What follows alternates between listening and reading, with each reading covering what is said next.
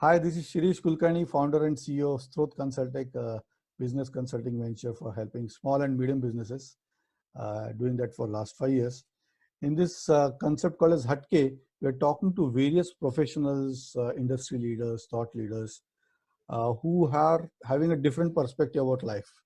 In the current lockdown situation or now slowly opening up situation, they are the ones who think Hatke, and their thoughts are definitely ones that are going to make us look positive about not only to themselves but to ourselves and our businesses. So I have great privilege to have Dr. Vikram Oak with us.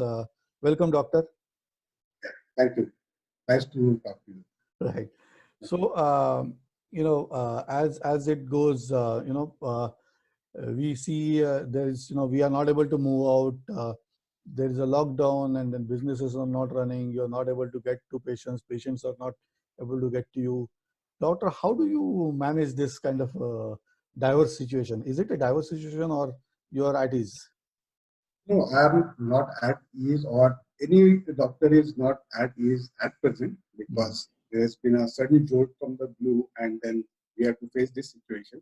But then, of course, I think every doctor is taught to face such things, or not a crisis situation like this. But then, of course, we have our highs and lows, and we are taught to face difficult situations. So we have to deal with it. So I think whenever we have such situations, we may use our hobbies or certain other things, and then just try to come out of it. Right. First of all, hats off on our respects to the complete community, not only you, but complete community of doctors and all the individuals who are front-ending, so as to say, this disease, and really going beyond it, putting their lives on the edge.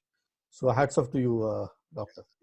Many of my colleagues are absolutely working round the clock duties, and they're seeing lots and lots of COVID patients right now. Good, good. So, we are at the turn of it. As you are pointing out, is there any kind of a hobby or something that keeps you motivated or, keeps you going when there are tough times? Absolutely. Actually, I have lots and lots of hobbies. I have been a swimmer since my childhood. Mm-hmm.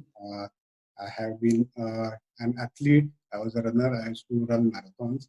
Oh. And I love trekking as well. And I have done many expeditions, treks in Himalayas. And of course, nowadays in this situation, all these hobbies are absolutely not possible. But one thing I can continue at my home is cooking. I just love cooking, and my wife also gives me permission to continue my hobby. So I'm very happy to continue it. Oh, wonderful. This Hatke concept brings out about H for health, A for attitude, T for technology, A for knowledge, and E for engagement. So you were talking about technology. Currently, there is a recommendation that you would use something like a telemedicine or remote medicine, giving prescription and directions to patients. So how does it work, doctor? Yeah, actually, in the current scenario, telemedicine has got approval from the government, and there are lots of controversies about it. But in the current scenario, actually, we also are absolutely for it. Of course, it has got some limitations, but then, as far as I'm concerned, as an ENT surgeon, many of my patients, I can just talk to them on phone, and then say advise them certain medicines, and which will help them avoid their visits to my clinic or to the hospital. So their exposure to the hospital or clinic is limited. So it is absolutely a necessity at present. All right.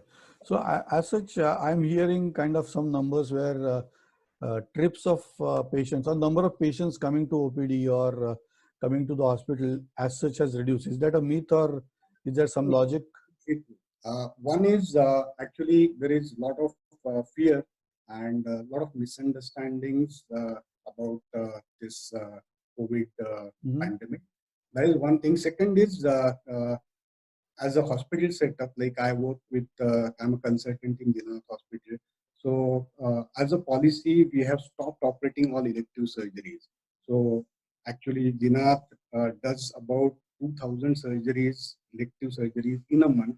So now we have absolutely cut it down, and we have been doing only emergency surgery. So that is another reason why the inflow of the patient has reduced. Plus, like I said, we are discouraging patients from coming to the hospital or to the clinic. We have been telling them, just call us on the phone. If possible, we try to give you advice on the phone and don't come to the hospital. Right. So telemedicine is also one of the reasons, or remote Yeah. medicine, or on-call availability is also. Yeah. So is it a paradigm shift where you will see this continuing even after the lockdown is taken out?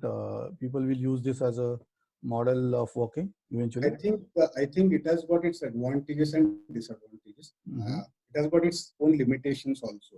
Like someone who's a dermatologist or skin specialist, it will be much easier to do practice telemedicine. But then for a surgeon, where he needs to examine the patient thoroughly in person, so it would be difficult to advise everything on phone or just by doing a video conferencing.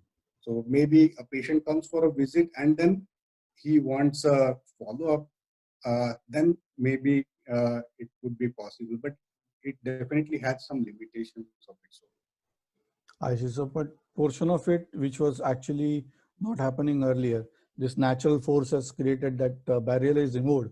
Absolutely, it's a big change. And then government has given approval because there were lots of controversies about telemedicine. But then in the current scenario, the government has given approval to telemedicine. I think that's a big change in the whole business Definitely. model. Right? It will increase the availability. It will reduce transportation, logistics. Absolutely. All right. And so moving forward, what are the kind of myths that we wanted always to hear from a doctor? What are the various myths about COVID-19? If you can cite some of them and we get lots and lots of patients who have a lot of fear and misconceptions about the disease or the pandemic. Like sometimes I do get patients who think that they're having some throat pain or maybe some irritation in the throat, and then they're just haunted by the idea that they have got COVID. So we have to keep on explaining to them that one is many of the patients are absolutely asymptomatic, they don't get any symptoms at all. And then 80 to 85% of the population of patients who actually contract the infection, they just get mild symptoms like just running nose, maybe sore throat, mild fever, something like that. But then people do have some misunderstandings, and then they keep on coming, or they maybe keep on calling for the same. Okay. So it's like quickly thinking that I'm kind of infected without really knowing the reality of it and panicking basically. Yeah, there's a lot of panic. It's not only the individual, but the whole family gets into a panic. And with this quarantine, I see there's a degree of also a little bit of an inhuman treatment, not only the patients, but I'm also finding a healthcare fraternity also is getting, right? Is that something that you're also seeing? Like in our setup, absolutely there's no problem at all. Like we have systems and then we have been working accordingly. But then in some of the setups, definitely the healthcare workers are overburdened with duties. They have to do regular shifts. And then after the certain period, they have to be isolated. And sometimes it is not happening. So there is data that people who are doing more number of duties or duties more than 6 hours a day or for many days, they have a higher chance of getting the infection. I see they become kind of prone, not Definitely. able to They're register. more exposed to get the infection. Yeah. So for you as a doctor, do you do your kind of a day is changed considerably, or it remains the same, or you have to have a different? It has drastically changed.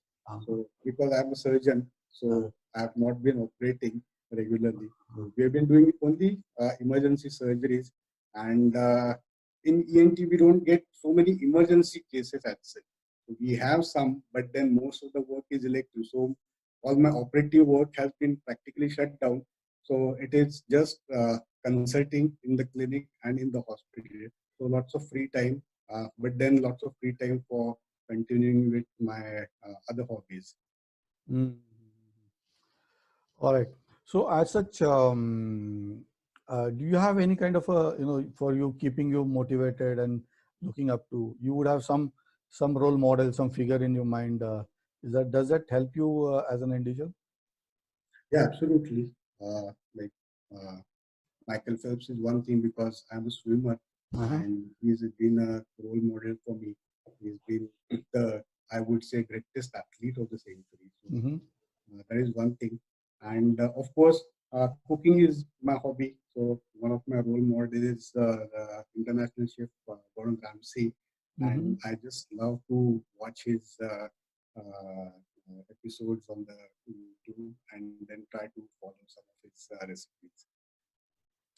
Superb. So it had been wonderful, Doctor, to speaking to you. Actually, you've definitely gave some insights about how basically to operate in this kind of a stretch situation.